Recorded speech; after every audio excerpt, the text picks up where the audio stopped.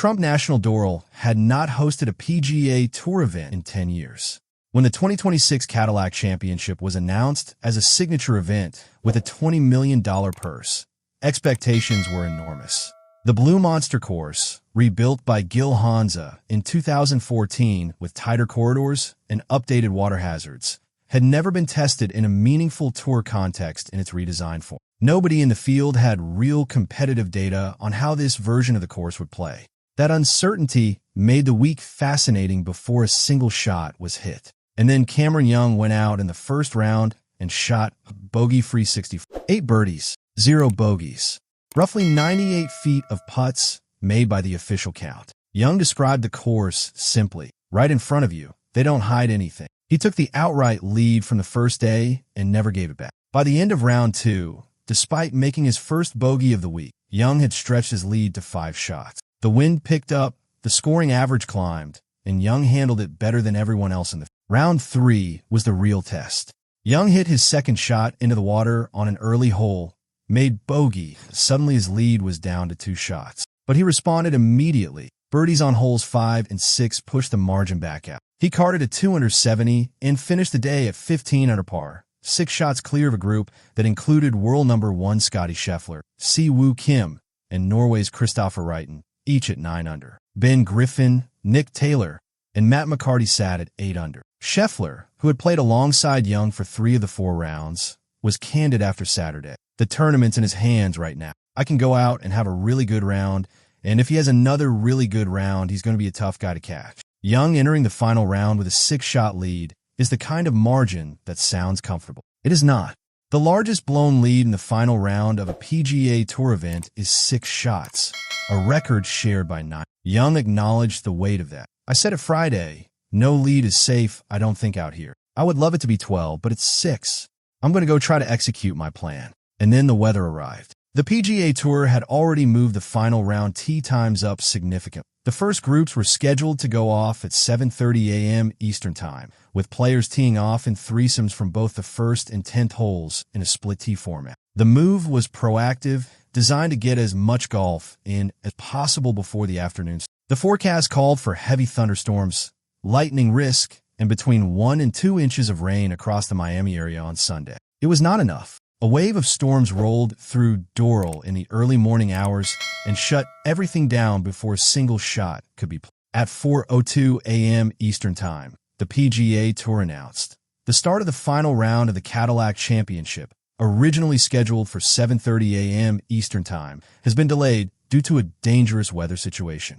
A second update followed. With inclement weather remaining in the area, the beginning of the final round of the Cadillac Championship remains delayed. The uncertainty was real. If the storms continued through the afternoon, as the forecast suggested they might, the tournament was genuinely at risk of being pushed to Monday. On the same morning, the Formula One Miami Grand Prix also moved its race start from 4 p.m. to 1 p.m. for the same reason. The entire sporting calendar in South Florida was being rewritten by the weather. 2 hours later, the PGA Tour confirmed play would begin at 9:30 a.m. Eastern Time, with all tee times pushed back by 2 hours. The final group of Cameron Young, Scottie Scheffler, and Si-Woo Kim would tee off at 11:42 a.m. Over an inch of rain had already fallen on the course by the time play began. The Blue Monster was no longer a monster. With preferred lies granted due to the course conditions, the scoring average on Sunday dropped to 69, compared to an average of between 71 and 71.6 in each of the first 3 rounds. The par 4 18th hole,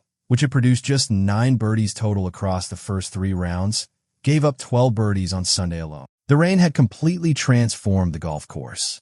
Young's final round began with an immediate test of character. On the par 4 second hole, his ball moved slightly forward at address in the middle of the fairway. Nobody else noticed.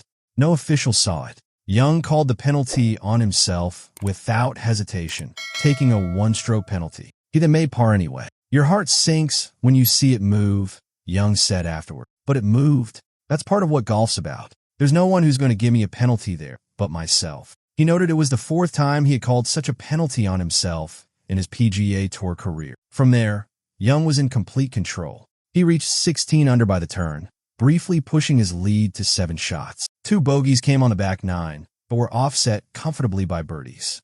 The signature moment of the round came at the par 4/16th hole, a hole that sits behind water with bunkers guarding the front of the green. Young drove the green, carrying the water completely and clearing the bunkers, setting up a simple two-putt birdie. It was one of the best individual shots of the week. Young finished with a 4 under 68, reaching 19 under par for the tournament and winning by 6 shots, going wire to wire without a single tie at any point during the week. Scottie Scheffler shot a final round 68 to finish alone in second place at 13 under. But this was not a near miss.